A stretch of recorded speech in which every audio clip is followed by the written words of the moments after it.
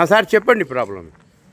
ముఖ్యంగా HM news వారికి ఈరోజు ధన్యవాదాలు తెలియజేస్తూ ఉన్నాను. ఈ యొక్క రోడ్డు సమస్య ఏదైతే ఉన్నదో గతంలో మల్లాపురం గ్రామ పంచాయతీ ఉన్నప్పుడు ఈ రోడ్డు కేవలం 20-25 ఫీట్ల రోడ్డు మాత్రమే ఉండే. ఆ తర్వాత గ్రామ పంచాయతీ నుండి మున్సిపాలిటీ అయిన తర్వాత మరి జనాభా పెరిగిన అవసరాలను బట్టి నేను కౌన్సిలర్గా ఉన్నప్పుడు ఇది మాస్టర్ ప్లాన్లో గతంలో 1984లో 100 ఫీట్ల రోడ్డుగా మరి మాస్టర్ ప్లాన్లో ఉండడం జరిగింది. ఆ రోజు నేను ఈ 100 ఫీట్లు కొడితే మరి పేదలు ఉన్నటువంటి వీళ్ళందరూ కూడా నష్టపోతారు, దీనిని ఈ విలేజ్కు 66 ఫీట్లే సరిపోతుందని చెప్పేసి నేను కౌన్సిలర్గా ఉన్నప్పుడు తీర్మానం చేయడం జరిగింది.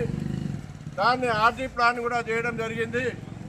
ఏదైతే ఎఫెక్టెడ్ ఏరియా ఎవరైతే ఇళ్ళు ఉన్నాయో వాళ్ళ జాగాలు కానివ్వండి, వాళ్ళ ఇళ్ళు కానివ్వండి, రేకులైతే రేకుల ఖరీదు, జాగాలైతే జాగా ఖరీదు, లేదైతే వాళ్ళు బిల్డింగ్ కట్టినట్టయితే బిల్డింగ్ కాస్ట్ కూడా 10 రూపాయలు అయితే వాళ్ళకి 100 రూపాయలు వేయాలని చెప్పేసి గతంలో నేను 2002 సంవత్సరంలో తీర్మానం చేయడం జరిగింది. దానికి అనవసరంగానే ఆ రోజు ఆర్డీ ప్లాన్ కూడా తయారు చేయడం జరిగింది. ఆ తర్వాత నుంచి నేటి వరకు కూడా ఈ యొక్క రోడ్డు కార్యక్రమాలు చేపట్టడం జరగలేదు. దాదాపు 8 సంవత్సరాలు అయిపోయింది. ఎందుకంటే రోడ్డు చేయడం అవసరమే, రోడ్డు వెడల్పు కావడం కూడా అవసరమే. స్థానికుల పక్కన ఉన్న వాళ్ళందరూ కూడా రోడ్డు వద్దని చెప్పి ఎవరు కూడా అనడం లేదు. దాదాపు ఇక్కడి నుంచి అక్కడికి ఏదైతే మాణిక్ చంద్ వరకు ఏదైతే ఉందో వాళ్ళు మెంటల్లీ ప్రిపేర్ అయిపోయారు, సెట్ బ్యాక్ చేసుకుని చాలా మంది కూడా ఇల్లు కట్టుకోవడం జరిగింది. ఇప్పుడున్న సమస్య ఏంటంటే మరి డాంబర్ రోడ్ ఏదైతే ఉన్నదో ఇరుపక్షాల వాదన విన్న తర్వాత ఇక్కడ స్థానికంగా ఒక ఇంజనీర్ కానీ, ఒక డిఈ కానీ, ఒక ఏఈ కానీ, కమిషనర్ గారు వచ్చి ఈ ఇరుపక్షాలు ఉన్నట్టు వాళ్ళందరినీ కూడా ఐకమత్యం చేసి ఏకతాటిగా తీసుకొచ్చి రోడ్డు ఏ విధంగా ఉంటే బాగుంటుందని చెప్పేసి వాళ్ళందరితో మాట్లాడి చేస్తే బాగుండేది.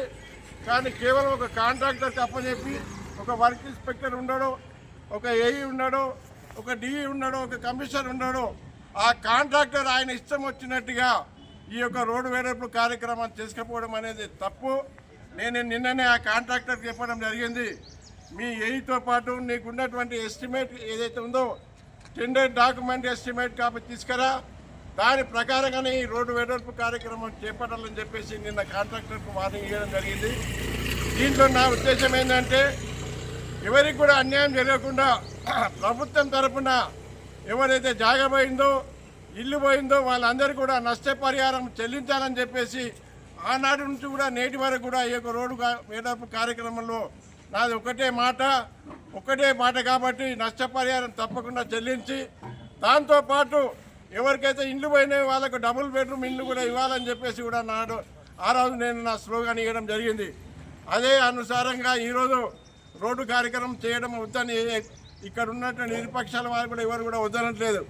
కానీ డాంబర్ రోడ్ ఏదైతే ఉన్నదో దాని ఎస్టిమేట్ ప్రకారంగా, మెజర్మెంట్ ప్రకారంగా ఈ రోడ్డు ఎంత వెడల్పు అవుతుంది, ఎంత ఎత్తు అవుతుంది, మరి ఎటు పక్కన ఎందుకు ఒక పక్క వ్యత్యాసంగా చేయడం కారణం ఏంటనేది వీళ్ళొక ఆరోపణ. కాబట్టి నేను మీ అందరికీ సభాముఖంగా ప్రభుత్వం వారికి మరి అధికారులకు కూడా నేను హెచ్చరిక చేస్తూ ఉన్నాను, సమన్యాయంగా చేసి ఈ యొక్క రోడ్డు కార్యక్రమాన్ని చేపట్టాలని చెప్పేసి మీ హెచ్ఎం టీవీ ద్వారా మరి మీ యొక్క కార్యక్రమానికి నేను విజ్ఞప్తి చేస్తూ ఉన్నాను.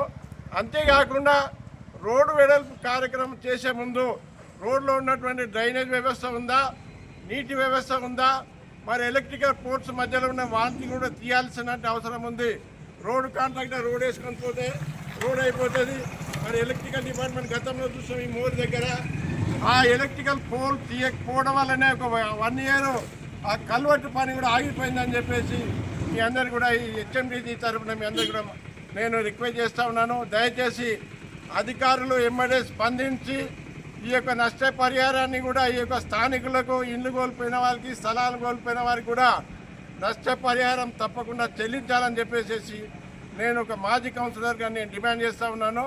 ఈ యొక్క సమస్యను కాంట్రాక్టర్కి అప్పచెప్తే సరిపోదు, మరి ఈ యొక్క విషయాన్ని అధికారులు స్వచ్ఛంగా వచ్చి ఈ యొక్క సమస్యను సామరస్యంగా పరిష్కరించాలని చెప్పేసి మీ హెచ్ఎంటీసీ న్యూస్ ద్వారా నేను మీ అందరికీ కూడా తెలియజేస్తా ఉన్నాను. నేను 66 ఫీట్లకు మాస్టర్ ప్లాన్ కూడా గీయించడం జరిగింది. అప్పటి నుంచి ఇప్పటి వరకు కూడా ఆర్డీ ప్లాన్లో ఎవరైతే స్థలాలు నష్టపోయినారో వాళ్ళకు కూడా కాంపన్సేషన్ ఇప్పటి వరకు ఇవ్వలేదు. మరి స్థలాలు నష్టపోవడమే కాకుండా వాళ్ళకు డబుల్ బెడ్రూమ్ ఇల్లు కూడా ఇవ్వాలని చెప్పి కూడా ఆ రోజు నేను తీర్మానం కూడా చేయడం జరిగింది. నేను కౌన్సిలర్గా 2000 నుంచి 2005 దాకా నేను కౌన్సిలర్గా పనిచేసిన. దాదాపు 25 సంవత్సరాల దాకా కూడా ఆ సమస్య ఎక్కడ వేసినా గుంగడి అక్కడే ఉంది. కాబట్టి తక్షణమే ఎవరైతే నష్టపోయినా వాళ్ళు ఏదైతే స్థలాలు నష్టపోయారో వాళ్లకు నష్టపరిహారం వెంబడే చెల్లించాలని చెప్పేసి ఈ సభాముఖంగా మీ హెచ్ఎంటీవీ న్యూస్ ద్వారా నేను మీ అందరికీ కూడా తెలియజేస్తాను. అధికారులు వెంబడే స్పందించి వారికి నష్టపరిహారం వెంబడే చెల్లించి 109లో ఏదైతే డబుల్ బెడ్రూమ్ ఇల్లు కట్టుకున్నారో వాళ్ళకి కూడా నష్టపరిహారం బదులుగా డబుల్ బెడ్రూమ్ ఇల్లు కూడా ఇవ్వాలని చెప్పేసి నేను ఈ హెచ్ఎంటీసీ న్యూస్ ద్వారా మీ అందరికీ కూడా డిమాండ్ చేస్తూ ఉన్నాను. నా పేరు K Anjaneyulu, ex councillor Mallapur.